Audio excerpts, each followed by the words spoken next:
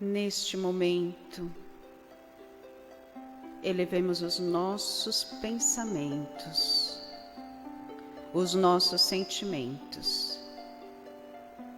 Pedimos a todos os assistidos que fechem os seus olhos, fiquem bem tranquilos e se liguem às equipes espirituais de tratamento da casa, que estão presentes agora conosco. Aos assistidos em tratamento de P2, pedimos que se liguem com as equipes deste passe neste momento. Sintamos a projeção da luz azul envolvendo o sistema nervoso central, tratando e harmonizando todos os chakras, um a um, situados ao longo da coluna. Sintamos essas energias, esse passe amoroso, que assim seja. Aos assistidos em tratamento de CH, pedimos que se liguem com as equipes deste passe neste momento. Vamos sentindo a projeção da luz rosa que envolve suavemente cada assistido em muito amor e carinho, em muita paz, sentindo os corações serenando e se harmonizando. Que assim seja, Senhor. Aos assistidos em tratamento de P3B, pedimos que se liguem com as equipes desse passe. Rogamos a espiritualidade, a projeção da luz branca do Cristo, envolvendo encarnados e desencarnados aqui presentes. Pedimos a luz azul envolvendo o coração e a mente de cada assistido. Rogamos às equipes espirituais os cortes de ligações que se fazem necessários com a luz laser. Que a projeção da luz azul envolvendo o sistema nervoso central, periférico e neurovegetativo possa se fazer. A projeção da luz rosa, rosa claro, envolvendo o cardíaco, para aumentar os bons sentimentos, e a projeção de amarelo no frontal, para ter bons pensamentos, maior força de vontade e melhor ligação com seu mentor individual. E neste momento, que seja envolvido cada assistido numa cúpula rosa clara brilhante, da cabeça aos pés, para que o tratamento se fixe até quando for necessário. Que assim seja. Pedimos aos assistidos de P1 e P3A que se liguem com as equipes médicas espirituais neste momento. Rogamos à espiritualidade a projeção da cor verde, envolvendo todo o organismo físico e espiritual dos assistidos, tratando onde for necessário. Que sejam projetadas as cores do arco-íris, envolvendo os assistidos, para alcançarem o fortalecimento físico e espiritual necessários. E que assim seja. Pedimos que todos nós, encarnados e desencarnados, sejamos envolvidos nas bênçãos amoráveis do Cristo Jesus, e que cada assistido permaneça em cúpula protetora relativa ao seu tratamento, até quando for necessário. E agradecemos às equipes espirituais, a todos esses espíritos de luz que nos concederam os tratamentos realizados, e que possamos, neste instante, agradecer a Deus por este passe, agradecer ao Pai Maior, sentindo Deus, Jesus, conosco, sentindo a espiritualidade que tanto fez para que estivéssemos aqui neste momento e receber todas essas vibrações de amor. E assim, agora com esses tratamentos, elevemos os nossos pensamentos para que esse tratamento se fixe a Joana querida, a Maria de Nazaré, ao nosso Mestre Jesus, dizendo a oração que o Mestre nos ensinou. Pai nosso que estais nos céus, santificado seja o teu nome. Venha a nós o teu reino, seja feita a tua vontade, assim na terra como nos céus.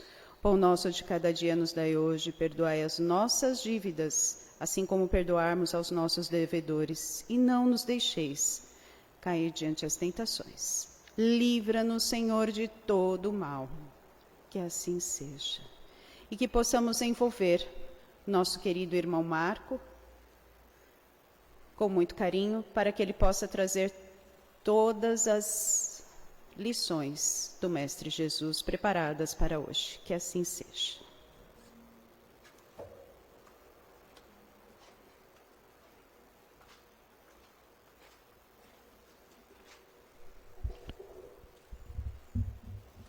Olá, meus irmãos, minhas irmãs, em Cristo Jesus.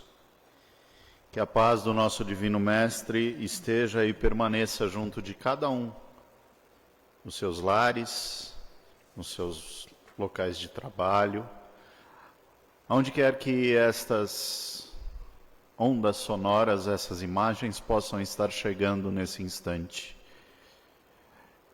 Que nos quatro cantos deste orbe, a palavra do Cristo possa ecoar, amparando e auxiliando a tudo e a todos.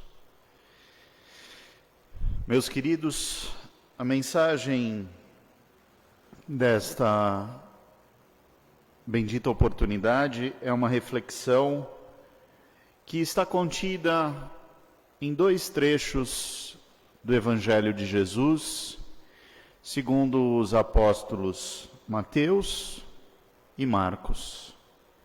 Em Mateus, no capítulo 20, dos versículos 20 a 29.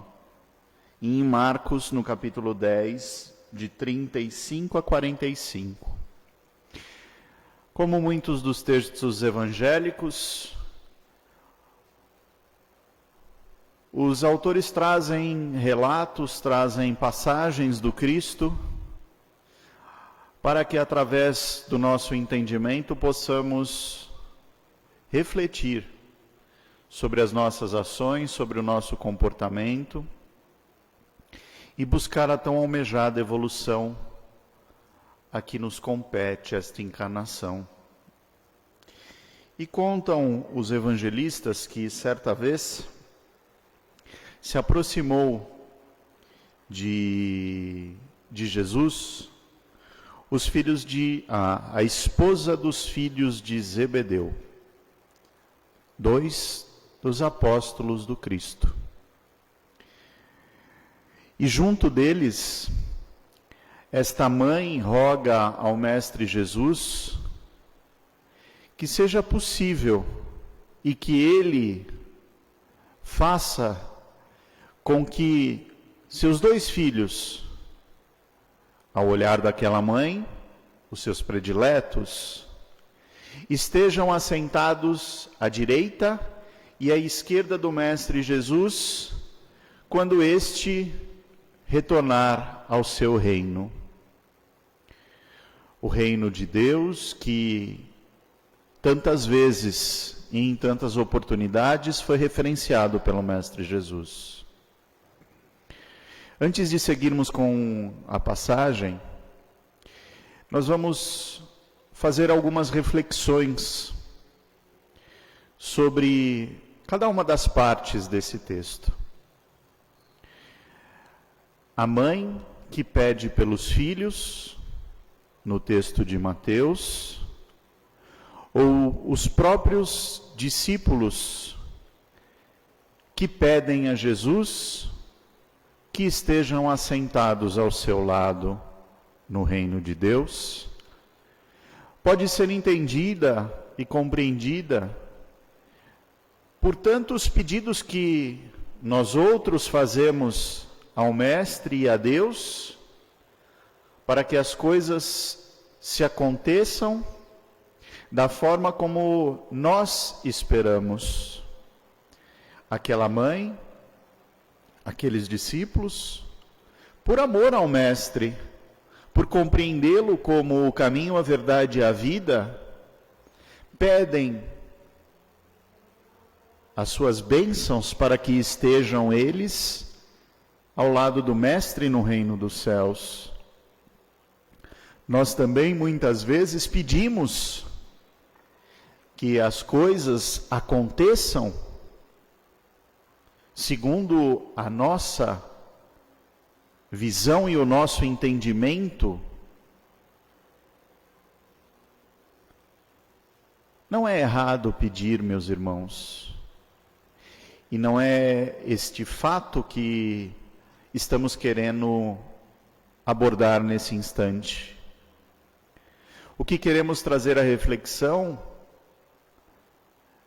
é que nem sempre o que recebemos é o que pedimos, mas não por demérito ou por negligência das forças superiores. As coisas acontecem, recebemos aquilo que plantamos. Existe uma lei maior, uma lei universal, uma lei natural de causa e efeito que não permite a ninguém saltos no entendimento e na vivência das ações. Será que o pedido desta mãe, desses irmãos apóstolos, não estariam dando um salto nas possibilidades deles para estarem diretamente levados ao lado de Jesus no reino de Deus? Será que nossos pedidos, quando rogamos um salto evolutivo para estarmos em locais mais felizes, sejam eles nos mundos espirituais ou nos mundos materiais, talvez o nosso entendimento seja limitado. E esses pedidos, que por vezes não são atendidos, justificam-se por esse simples entendimento. Nós não estamos prontos ainda para sentarmos ao lado do Mestre Jesus. Não por falta de amor, não por falta de conhecimento, talvez. Amor aquela mãe tinha por demais por seus filhos. Amor os discípulos tinham pelo Mestre, mas lhes faltava ainda vivência, experiência, evolução para alcançar os mundos crísticos, onde o Mestre habita e onde assentam-se junto dele aqueles que já percorreram este caminho e que evoluíram até o grau necessário para estarem junto do Mestre. Segue a passagem com a resposta de Jesus: não sabeis o que estás pedindo. Podeis beber a taça que eu estou prestes a beber. E eles dizem: podemos. E ele lhes diz que a minha taça podeis beber. Por outro lado, assentar-se à minha direita e à minha esquerda não me cabe conceder, mas é para quem está preparado por meu Pai. Jesus, nesse momento, nos mostra e mostrou àquela mãe e aqueles apóstolos, aqueles 2 irmãos, filhos de Zebedeu, que por mais que eles experimentem naquele momento a vivência do Cristo, eles ainda não estão prontos para o mundo crístico. Eles ainda não alcançaram a evolução necessária para se desprender das amarras que os prendem a uma vida mais material e ingressar à vida do Espírito puro, como Jesus o é. Nesse entendimento que fazemos, a nós também cabe o desejo ardente, por vezes maior do que todas as nossas vontades e todos os nossos entendimentos, de estarmos juntos do Mestre Jesus, de estarmos em mundos mais felizes, em mundos crísticos, em mundos puros. A nossa alma clama por esses estados espirituais, mas ainda não é permitido a nós ingressarmos definitivamente nessas fileiras de espíritos puros, porque ainda temos necessidade de expiar os nossos passados de erros, de incertezas, de inseguranças, de necessidades que ainda trazemos em nosso passado espiritual, em nosso presente material, para que no momento certo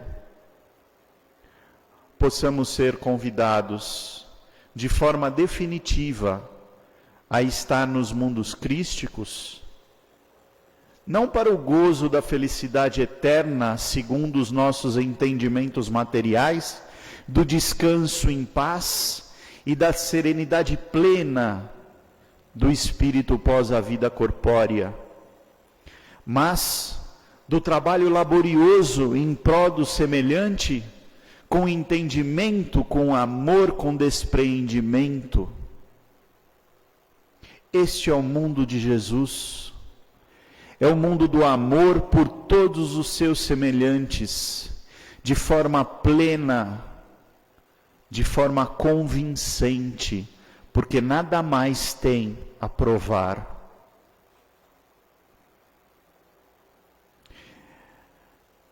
A passagem continua com a visão do mundo material, porque ouvindo isso, aquela conversa entre Jesus, os filhos e a mãe de Zebedeu, os outros 10 apóstolos indignaram-se com os 2 irmãos, acharam um absurdo somente eles pensarem por eles e almejarem que somente eles deveriam estar junto do Mestre na pátria espiritual. Também nós, com o olhar egóico, pedimos por nós, olhamos para o nosso umbigo, como dizemos coloquialmente. Queremos a vivência para eu, para mim, somente e tão somente. Será que, num entendimento mais amplo, Jesus não esteve aqui e não está aqui para nos mostrar que o nós é muito mais importante em detrimento do eu, e que talvez, num entendimento das leis e dos ensinamentos do Mestre, o pedido deveria ter sido feito para que nós enquanto humanidade, enquanto sociedade que ali estava junto do Mestre, pudéssemos alcançar a possibilidade sublime e suprema de habitar junto dele nos mundos puros, no reino de Deus, como ele assim o falava. O nosso orgulho, o nosso egoísmo são as armadilhas para perdermos a oportunidade de evoluirmos. São eles os algozes dos nossos mais sombrios erros, porque pensamos no eu e esquecemos dos nossos semelhantes que sofrem e que necessitam tanto do amparo e do auxílio de quem está próximo. O ensino continua e, fazendo um recorte, seguirei para o trecho final da passagem. Mas quem quiser tornar-se o maior entre vós, será o vosso servidor. E quem quiser ser o primeiro entre vós, será o vosso servo. Vejam os ensinamentos de Jesus sobre nos tornarmos os mais importantes, os maiorais, os destaques, e esquecermos daquilo que é tão importante e tão exemplificado pelo Jesus, pelo Mestre Jesus, que não seja a vivência humilde, a vivência simples, sem luxo, sem desperdício. Esse é o Cristo Jesus que nos ensinou a sermos simples desde o momento do seu nascimento, numa simples manjedoura junto aos humildes, num estábulo. O Rei dos Reis, o Espírito mais importante, de maior envergadura evolucional, que esteve entre nós, preferiu a simplicidade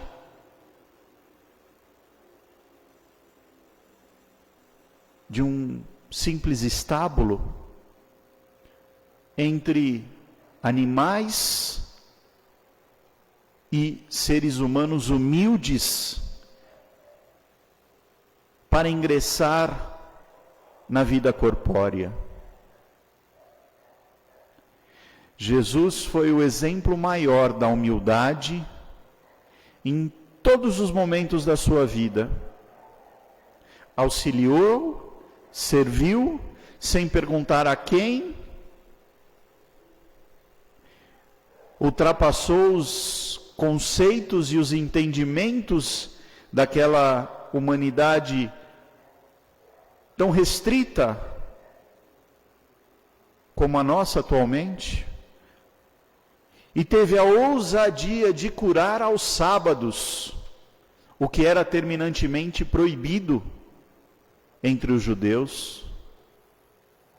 Meus irmãos, quando Deus nos proíbe de auxiliar e de servir, será que escolhemos data e oportunidade para sermos cristãos, como nos intitulamos?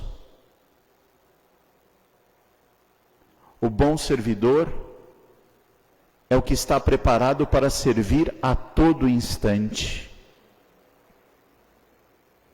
independente do local, das pessoas, das circunstâncias, mas ele está sempre pronto a arregaçar as mangas do seu orgulho pessoal e auxiliar a quem está necessitado. E Jesus termina essa passagem dizendo à família de Zebedeu e aos seus apóstolos: da mesma forma que o Filho do Homem não veio para ser servido, mas para servir e dar a sua vida para o resgate de muitos. Jesus não veio para ser servido. Jesus não veio para as honras, para as glórias, para a riqueza, para o poder, como até era esperado que ele o fizesse por nós, simples mortais naquela época. Esperávamos um Messias que viesse libertar o povo judeu da tirania romana, mas não compreendemos que o Mestre veio nos libertar da tirania do nosso egoísmo, do nosso orgulho, veio nos livrar dos cárceres do nosso próprio entendimento, sendo luz, sendo amor, sendo exemplo. Jesus veio transcender para nós o entendimento do que é a vida. Veio nos trazer o entendimento de algo maior e que hoje tanto falamos em nossos colóquios com familiares, com amigos, nas nossas palestras, de esperar e de agir mais pelo mundo imaterial, pelo mundo espiritual, do que pela materialidade. Que quando deixamos as nossas vestes carnais, o que levamos são as nossas ações, são os nossos sentimentos. Não há riqueza que perdure no mundo maior. Não há riqueza que os nossos olhos podem ver, mas que as traças comem e corroem. Levamos ao mundo espiritual as nossas virtudes, tudo aquilo que pudermos fazer de bom por nós e pelo nosso próximo. Esse ensinamento de Jesus, que nos leva à evolução, que nos leva à compreensão dos bens maiores e que farão que possamos alcançar o tão almejado assento junto dos eleitos, que nos levarão a estarmos à direita, à esquerda do Mestre Jesus. São esses comportamentos, essas vivências, essa experiência que nos galgará a evolução que tanto almejamos. Meus irmãos, é chegado o momento de nos desfazermos desses entendimentos materiais na busca incessante pelo ouro, pelas posses, pela luxúria,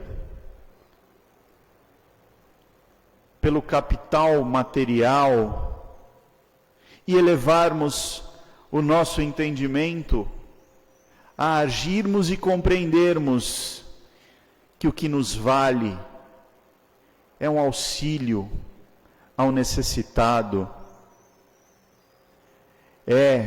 eventualmente, nos humilharmos perante os olhos materiais para sermos exaltados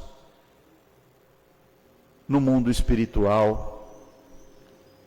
É compreendermos que a humildade de ação, de comportamento e de vivência é um bem precioso ensinado pelo Mestre. A humildade E a vivência humilde, ela é o oposto da soberba e do orgulho em que tantas vezes nos imergimos. A vivência humilde não é uma vivência tola ou pequena. Muito pelo contrário, meus irmãos. A vivência humilde é a exaltação dos ensinos do Mestre, é a vivência prática de tudo aquilo que ele nos orientou. Pois, como diz o Evangelho, os humildes serão os exaltados. Quantas passagens nos são trazidas de que quando despertamos na pátria do Espírito, nos arrependemos de tantos erros no mundo material, porque a nossa vivência na atualidade é tanto quanto um bombardeio de ações materiais, de vínculos, de entregas, de o tempo passando cada vez mais rápido, mas não olhamos para o lado, não vemos o nosso irmão necessitado, não vemos as nossas necessidades, a nossa própria necessidade. E o convite de Jesus mais uma vez se faz para todos nós. Vamos volver os nossos olhos, não mais como pendentes, desconexos, mas espíritos conscientes de que só recebemos aquilo que plantamos e que trabalhamos para receber. Se realmente o nosso desejo firme é de assentarmos-nos ao lado do Mestre Jesus, de uma vez por todas, meus irmãos, arregacemo-nos as mangas e vamos trabalhar em prol da nossa evolução. Vamos trabalhar com humildade, com afinco, pelo nosso irmão necessitado. Vamos viver o amor que Jesus nos ensinou. E é com este amor que eu espero que cada um de vocês seja tocado nesse instante. E que o Mestre Jesus esteja uma vez mais a nos carregar, esquecendo-nos das pegadas do erro que deixamos,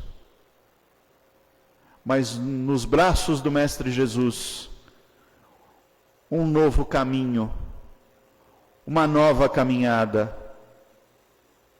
em direção ao reino maior. Que assim seja, meus irmãos. Graças a Deus.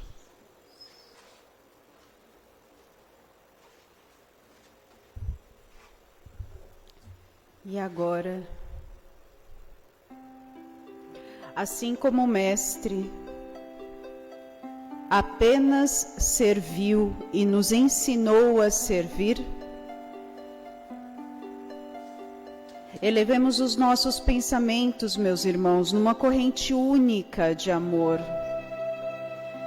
para servir, para doar, para trabalhar para a espiritualidade e para Jesus. Doemos o melhor do nosso coração, vibrando amor, vibrando paz, harmonia e felicidade. Que essas vibrações envolvam todo o nosso planeta.